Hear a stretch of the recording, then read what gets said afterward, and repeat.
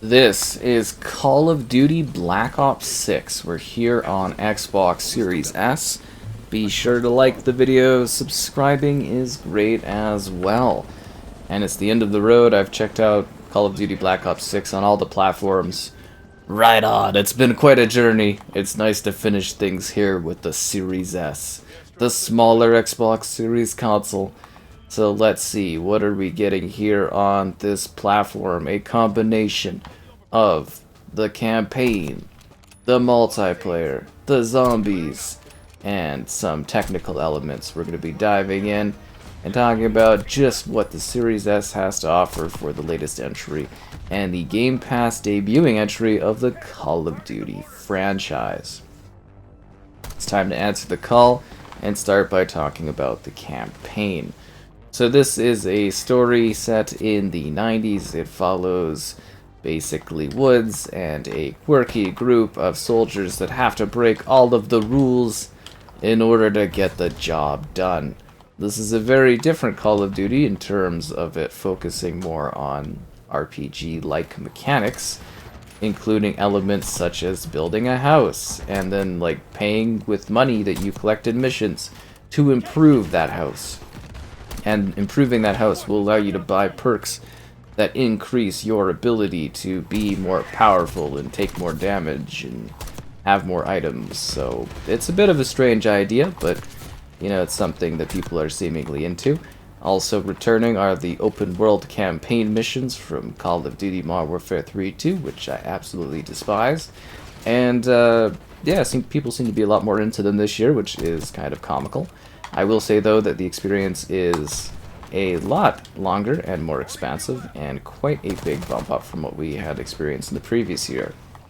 We also have these kind of, I guess, secret agent type levels as opposed to the traditional linear missions, and those linear missions are still present and actually kind of the best parts of the story, like the one we have here. We're actually moving through a setup, firing away, shooting things, and progressing like you would in a traditional Call of Duty game.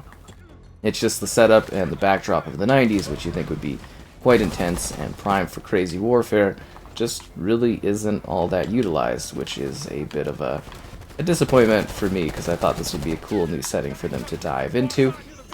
But instead, it does seem like they kind of wanted to do a James Bond-like game, which I do understand that Treyarch was a part of the, I guess you would say, well, Bond games. Like, I guess it's, you know, Raven had a hand in everything, and yeah, anyways, I digress.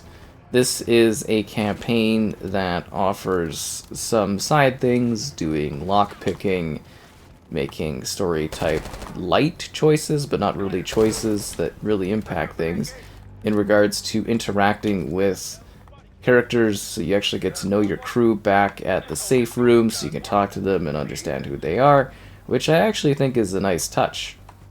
It lets you basically humanize the squad that you're fighting with, and they all have their own quirky things. And you know what? Some of the activities I didn't love in terms of just talking to some like politicians for a bit, but there were some neat things, such as doing a big heist mission, which I always love to talk about, because you get to see all these different character perspectives. It just didn't really necessarily feel like a Call of Duty campaign in the traditional sense. And if you are expecting something that is more traditional, we're obviously not getting that here, and I kind of hope someday we get to see that return, because while linear in the past, Call of Duty also had this great sense of scale and depth to it in terms of, like, yeah, you were fighting in the trenches, but you could see, like, hundreds of enemies and the backdrop fighting, and you really felt like you were a part of a war scenario. Whereas in this game, you feel like you're sort of hiding in the shadows and that, which in itself could be a cool concept, I suppose. It's just not necessarily what I think of when I think of the Call of Duty games. And then with that being a Black Ops game, you get all of the traditional usual things. You know, you gotta deal with your gas friend that's always present across these CODs that are Black Ops. Can't live without a little bit of Nova exposure, am I right? No siree.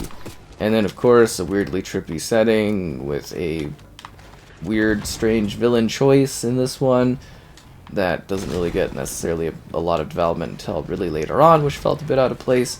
And you yourself are largely stepping into the shoes of this totally empty random person that essentially is taking over for Mason. Or they wanted to have Mason in this and they couldn't, so it's just a stand-in character that does the same sort of things. There's also a whole segment where, for whatever reason, you are fighting a whole bunch of zombies for like an hour and a bit. Really weird. Zombie bosses too. It's quite a choice, I would say, from a gameplay perspective. Anyways, let's talk about the technical elements of the Series S. So what you've been seeing is the sort of resolution mode. So that's dynamic 1440p at 60 FPS. Then there's also the 120Hz mode, which is what you'll be seeing when we play the zombies and the multiplayer in just a little bit here. There is also the option to do various blur settings. We've got FSR. Texture streaming is baked in now. And we also have FOV choices if you are into that sort of thing. There's HDR support. There is spatial sound, Dolby Atmos support, and console, keyboard, and mouse support too if you're into that sort of thing, which is, you know, kind of cool to have if you like that sort of input. They got you covered. So there you go, those are the visual technical elements. It looks decently solid on the Series S. It gets a little muddy when you get to the performance mode, but I would say for the 1440p mode at 60 FPS, it is generally pretty clean picture-wise. The fluidity is smooth, which is what you kind of expect, and it's a generally good-looking way to play the game. And they do give you that option to switch to something that is a higher frame rate, so it's nice that that is present, but also pretty much what we've had in previous years for Series S, so, you know, kind of about what is expected for this platform. Alright, let's switch over to the zombies. This is the zombies portion of the experience where, once again, like I had mentioned, we have the 120Hz mode, which is a dynamic 1080p at 120 FPS. And we'll be showing that for the rest of the experience, and it does get quite a bit muddy, but at least we get a higher frame rate level. It's not necessarily going to be a full 120 FPS, it's up to, so it's probably more like, I think it's like 90 to 100 or something like that usually, so not too bad, a lot more fluid, and a nice offering for those that have the Series S and have the capability with their TVs to display that sort of thing. Great, let's dive in and talk about the zombies. The undead have risen. This is a return to round-based zombies. I have absolutely hated the last number of zombie modes we've had in Call of Duty. And while this isn't a perfect return to the original style, it is a welcomed, closer to adjustment where you get two maps that have a focus on an actual map layout and setup as opposed to just being weird open world scenarios. And then we have rounds, which are traditional zombies elements of play, which is kind of exciting and thrilling to see return here. Still, you've got the vest, you've got the infection of Warzone into every part of the Call of Duty experience, and you're just kind of like stuck with that at this point in time. Still, zombies is actually a lot of fun. It's my favorite part of the entire experience. And I was genuinely surprised by how much I was enjoying playing this particular game mode. It kind of came out of nowhere to me, because I wasn't really necessarily expecting the zombies mode to be so enjoyable, but alas, here I am having a lot of fun playing it. And I spent quite a number of hours just sitting there burning away time doing the zombies mode when I was playing, like, streaming and everything like that, and the hours just seemed to kind of whip by, which was great. So this is Terminus, which is kind of a little bit Mob of the Dead feeling, well, not just being another rehash of Mob of the Dead, which is appreciated. And then the other one is Liberty Falls, which is a bit of a city. I thought I would mix it up for this review, so that there's at least some different stuff going on for those that are watching the different kind of looks at the different versions of the games. Just, you know, so you're aware. But yeah, Zombies is quite a bit of fun. I like the combat. I like that if you play single player, you can create a save. I like that when you're playing cooperative with 4 players online, it is a bundle of fun, and you get to just mow down these massive waves of zombies. You get to enjoy something that returns a little bit back to the origins of zombies by having it set up with actually, like, map designs, and it would be really cool to see if they did like a Chronicles type thing. I mean, I don't love seeing this necessarily like weirdly upgraded version of zombies with all these perks and things kind of being thrown into the old zombie maps, but it would just be cool to be able to play zombies like how it was once again. So yeah, I think you can have a lot of fun playing zombies. I think it offers a lot of unique gameplay experiences and challenges. We've got the mystery box, we've got perks like Juggernog and Stamina Up and Floppa and all that, alongside some new perks. We got a bit of a salvage system where you're able to gather salvage in order to create things like self-revive, or maybe a turret to defend yourself with, or some armor vests. You can upgrade all your different tools, pack a punch multiple times, mow down huge hordes of zombies, and attempt to survive across varying challenges that ever grow in terms of just how wild everything gets as you make it along unique rounds. The dog rounds have been replaced with different things, depending on the mode. This one, weird mosquito-like stuff. The other one, it's spiders, which are terrifying and unsettling. So yeah, kind of a unique setup here. I think they've done a pretty great job with the zombies mode. It's as close to a middle ground as we're gonna ever get between the Warzone style that we've been, thrown towards over the last couple of, years, specifically last year. And at least it feels like the traditional zombies that I know and love, and it's kind of cool to get something that feels that good again. It almost might be too easy, though. I can't tell if I'm good at it or kind of just got lucky, or if it's too easy, because like in 4 players I did get to like round 30 something on my first try, and then round 20 something, high 20s on this map in my second go. So there you go. Thoughts on zombies? Let's go to multiplayer. This is the multiplayer portion for Call of Duty here on the Series S, which again is that dynamic 1080p at 120 FPS. So it is something that is a little softer in imagery, but gives you a clear design and look at your opposition as you move across the field. And it's basically the same as what we've been getting this whole gen when it comes to the Call of Duty titles here on the Xbox Series S.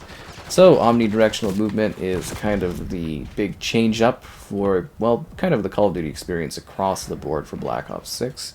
Feels like a natural evolution of the movement systems that we're used to, and something I can continue to see them evolve as time goes on. It's just kind of natural, regular movement, and it was something that kind of just feels like a progression we were eventually going to get in the series regardless, but it is kind of interesting.